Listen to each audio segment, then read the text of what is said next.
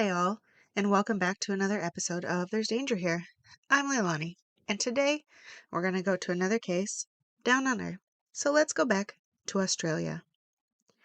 On February 25th, 1931, Eric Edgar Cooke was born in Perth, Australia. His parents were Vivian Thomas Cooke and Christine Cooke, who married due to an untimely pregnancy of Christine. Edgar had two younger sisters. He was born with a cleft lip and palate. At 3 months old, he underwent his first corrective surgery to attempt to repair the lip and palate. At 3.5, he needed a second surgery to complete this correction. Still, as a result, his speech was affected, and because of that, Eric often mumbled, making it even harder to understand him. Vivian was a violent alcoholic who abused his wife and Eric. All sources I could find indicate Vivian was angry at Eric for causing a marriage, and when he came out with a cleft lip, he deemed him pretty much worthless. Christine, for her part, would often sleep at the hotel she worked at in order just to get away, leaving her children behind. When she was home, Eric would attempt to shield her from beatings, taking it all on himself. What started as fists graduated to belts and sticks. On multiple occasions, Eric even needed to be hospitalized for his injuries. So, we're off to just a fantastic start to this man's life. During his school years, Eric was great at many hands-on projects and skilled at retentive memory. Still, kids tend to suck, and because of the scar on his face and his mumbled speech, of course he was bullied relentlessly by his peer group. At home, he avoided abuse by wandering the streets at night. In order to attempt to fit in, he did things that were not socially acceptable. At 6, he attempted to steal money from the purse of his teacher, and when he was caught, he was expelled for it. This was the start of his school hopping adventures. In all, he was enrolled in 5 primary schools, all after behavior issues. At 14, he became a member of the Junior Surf Life Saving Club in Scarborough. Still, his antics didn't stop, and he stole a watch. Once caught, he was expelled from this club as well. Also at 14, he decided he was done with school and quit, entering the workforce instead. He started first by working as a delivery boy for the Central Provision stores. At 17, he became a peeping Tom, in addition to a snowdropper. A snowdropper is a person that steals women's underwear from the clothesline. This escalated to breaking and entering and stealing items from houses. After being rejected from joining a choir at church, he responded by burning the church down, for which, of course, he was caught, convicted of arson, and he even spent 18 months in prison. Then, when he turned 18, a local minister, the Reverend George Jenkins, took Eric in. He attempted to rehabilitate him. He was brought into the Young Methodists of South Perth Methodist Church and finally found his place among peers. From there, he began attending the Nedlands Methodist Church and did well up until he began visiting parishioners in their homes. See, this church held a large class of wealthier people, and while Eric visited them, he started stealing items from their homes too. It didn't take long before he wasn't welcome anymore. He continued down the track of violence, damaging property to those he believed wronged him, including B&Es, tearing up furniture, bedding, and clothing, stealing money and food. And one time, he put a goldfish in a pot of water on the stove and turned it on before simply leaving. Eric attempted to join the permanent military forces and even did well for 3 months. But his previous convictions came to light, and he was subsequently discharged. At 21, in 1952, he traveled to Melbourne and joined there. He made it an additional 3.5 months before once again he was discovered and discharged. He learned skills with guns during his 6.5 months in the military, however. In 1953, Eric left fingerprints during a burglary. He was arrested, but given a fine and a good behavior bond. That same year, he met Sarah Levine, who went by Sally, at the West Perth Metropolitan Markets while working as a truck driver. Sally was an 18-year-old waitress at the time. The two began dating, and by October, they were married, and Sally was pregnant. In total, the couple would have 7 children together. Sally knew parts of Eric's past, including some of his convictions, but believed they were all related to theft, and found it a common offense for people of their standing to commit in order to simply survive. Throughout the years of his criminal activity, Eric reported that he would often steal a car, ride around, and then return it to the site that he stole it from. Many times, the owners weren't even aware that the car was stolen.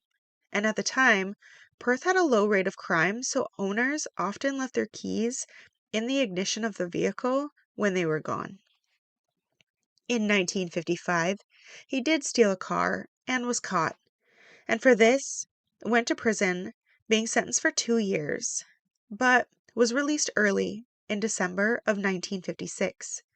There, guards and police reported he was a model prisoner, always polite and well-groomed. At this time, Eric became increasingly violent to Sally and would leave for days at a time. Eric continued with breaking and entering and theft at this time. Any extra cash on hand was used on other women. On September 12th, 1958, Eric stole a car and ran over 26-year-old Nell Schneider as she rode home on a bicycle. She suffered a head injury but survived the attack. She did develop epilepsy, and as a result of her injuries and later in her life, lost her ability to walk or stand. On November 25th, 1958, Eric broke into the house of Molly McLeod and attacked her while she was in bed, simply sleeping. On December 27th, 1958, Eric stole another car and hit Kathy Bellis, then drove off. She too, luckily survived. On August 8th, 1959, Eric broke into the house of Alex Donkin, assaulting her in bed. She survived. On January 30th, 1959, Eric broke into the house of Brina Berkman, or Patricia. In the house, he went to the kitchen and pulled out a kitchen knife, then entered Patricia's bedroom and stabbed her to death. In 1959, Eric came home with scratches all over his face, and when Sally asked what happened, Eric claimed it was their disabled son Michael who had caused the injuries. On December 20th, 1959, Eric broke into the house of Gillian Brewer in Coatslow. He had a pair of scissors and a tomahawk when he entered Gillian's room. Again, he stabbed her, but then he continued to mutilate her body. When he was finished, he took lemonade from the house and drank it outside, before returning back to her body to continue cutting on her. On April 9th, 1960, Eric drove a stolen vehicle into 19-year-old Glennis Peak as she walked home after a dance. As he approached her, he sped up, and Glennis moved off to the side of the road, only to see the car swerve at her. Glennis was able to stand after being hit and ran through a timber yard to her home. Eric reported that he didn't know who he hit at first because it was dark, but it turns out Eric actually knew her. He had given her rides home multiple times, and Glennis even knew about his son, Michael. She ended up surviving with minor bruises and cuts. On May 13th, 1960, Jill Connell was the next to be hit by a stolen vehicle with Eric behind the wheel. On May 20th, 1960, Maureen Rogers, Georgina Pittman, and Teresa Zagame were riding in Vespas. Again, they were struck with a vehicle that immediately took off after the attack. Luckily, all three women survived. On March 3rd, 1962, Eric broke into the house of Anne Melvin. He began strangling her when she woke up. Eric then sexually assaulted her and fled, leaving her battered, but she too was alive. On December 29th, 1962, Eric broke into 25-year-old Peggy Flory's house. She was sexually assaulted and beaten in the face. She screamed, and her parents, who also lived in the house, woke up. They came to her aid. As her parents woke once again, Eric fled. On January 26, 1963, 29-year-old Brian Ware was sleeping in an open veranda door. From the outside of the house, Eric took out a gun, aimed, and shot him in the head. Brian was in a coma for 6 months after the shooting. When he awoke, he was paralyzed on one side of his body, unable to speak, blind in one eye, and deaf in one ear. He had to use a wheelchair and needed caregiver support around the clock. Brian survived until September 19th, 1965, when one of the bullet fragments shifted in his brain, resulting in a seizure and ultimately death. The same night, Eric knocked on the door of 55-year-old George Walmsley. George answered, but Eric had backed into the shadows. From there, he shot George in the head. His wife and daughter heard the shot and ran to the front, seeing George, who fell where he was hit. He died within minutes of the shot. Still the same night, 19-year-old John Sturkey slept on the veranda of a boarding house that he lived at. As Eric was walking by, he simply shot John in the head. His roommate heard him making noises after the shot and called for help, but he didn't make it to the hospital alive either. The last murder of this night was 17-year-old Rosemary Anderson, who was walking down the road that night after arguing with her boyfriend. By this time, Eric had stolen a car, which he of course used to run her down. Rosemary suffered from head and abdominal injuries, lacerations and abrasions across her body. Her boyfriend had gone after her. He was the one who found her on the road and brought her to the hospital. But unfortunately, like I said, Rosemary didn't survive the operating table. Two survivors, Nicholas August and Rowena Reeves, a couple involved in an affair, were drinking in Nicholas's car when he noticed someone watching them from the shadows. He threw a bottle at the man and told him, "Leave." In response, Eric raised a rifle and began shooting. Nicholas was hit once in the back of the neck. The bullet went through his neck, then through Rowena's wrist. Nicholas got the car in drive and took off, saving both of them. On February 15th, 1963, Eric broke into the house of 24-year-old Lucy Madrill. As he entered, he knocked over a picture frame, which woke Lucy from her sleep. She fought Eric.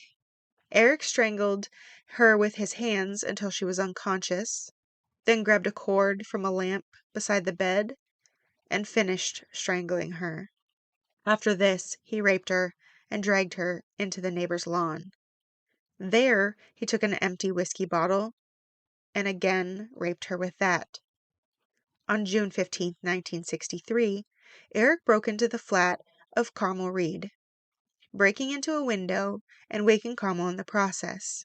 He stabbed her with her own umbrella in the chest and punched her repeatedly. The two began struggling, and a neighbor heard the commotion, coming to Carmel's aid.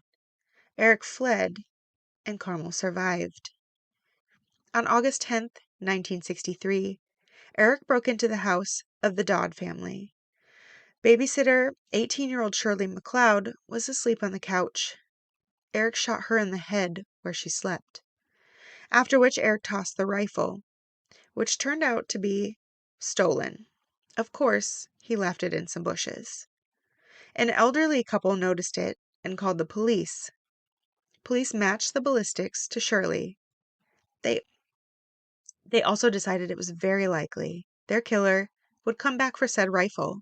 So they set up a sting, placing a similar rifle in the spot and monitoring it. For 17 days they waited. Then, on September 1st, a man came and tried to retrieve it. Police surrounded him, and it turned out to be Eric. They arrested him immediately. Among the items in his possession were women's gloves and a pair of women's underwear in his pocket. Prior to his arrest, according to All That's Interesting, quote, police were working hard to snare the man who'd been terrorizing Perth. During their investigation, more than 30,000 males aged over 12 were fingerprinted, and more than 60,000 .22 rifles, the type Cooke used in some of his murders, were located and test-fired, end quote. This was likely a result of the multiple shootings in one day. Prior to that, the randomness of the attacks would likely have kept police from putting together the idea that a serial attacker was in their midst. Media had deemed the person who was killing people the night caller. The same day as the arrest, Eric confessed to the killing of Shirley MacLeod. But at the time, he didn't say anything else. Police, however, believed he may be responsible for the shootings and murders on January 26, and as such, police decided to bring in one of the officers that knew him from his previous arrests, one that had a good rapport with him. Detective Baker was chosen, and 3 days later brought him out to lunch at a local hotel. There, Baker told him plainly that he would likely hang for the killing of Shirley, and so he should really just confess to any other crimes that he committed. Eric reportedly cried out, then took a pen from Baker's pocket, something he had done during the earlier years when he confessed to lesser crimes he routinely committed. At the station, Eric confessed to 8 murders, 14 attempted murders, and more than 250 burglaries throughout Perth. He could give the police any detail of the crime, no matter how small. When they finally got around to asking him why he did it, he responded that he just wanted to hurt people. On November 25th, 1963, Eric was brought before Justice Virtue in the Supreme Court of Western Australia, where his defense lawyer entered a plea of not guilty by reason of insanity, claiming Eric was schizophrenic that suffered from violent abuse and likely head injuries, preventing him from understanding right and wrong. The judge therefore had Eric assessed for mental illnesses. Dr. Ellis met with Eric and reported that Eric was not schizophrenic, nor did he have any other mental illness. With that, Eric went to trial, which lasted a mere 3 days. For this, he was found guilty of murder and sentenced to death by hanging. Eric opted not to appeal his sentence after thanking Justice Virtue. His execution date was scheduled for October 1964, spending 333 days at the Fremantle prison before that day. During that time, he remained a model prisoner. On October 26, 1964, Eric was awoken from his cell and taken to the waiting cell. 4 guards escorted him to the shower from there, and then he was given clothes for his execution. Reverend Jenkins performed Eric's last rites, and he remained along with the guards and officials required to be present for the execution. No family or friends were there for the hanging. At 8 a.m., a white hood was placed over his head, and the 4 guards walked him to the gallows. Once his feet were on the trap door, a noose was placed around his neck. Secured, and then the trap door was released. And with that, Eric was the 154th person to be hanged. He was also the last to be hanged in Western Australia. After his death, Sally and the children remained in Perth. Other than an incident where a brick was thrown through their window, they received support from their friends and family.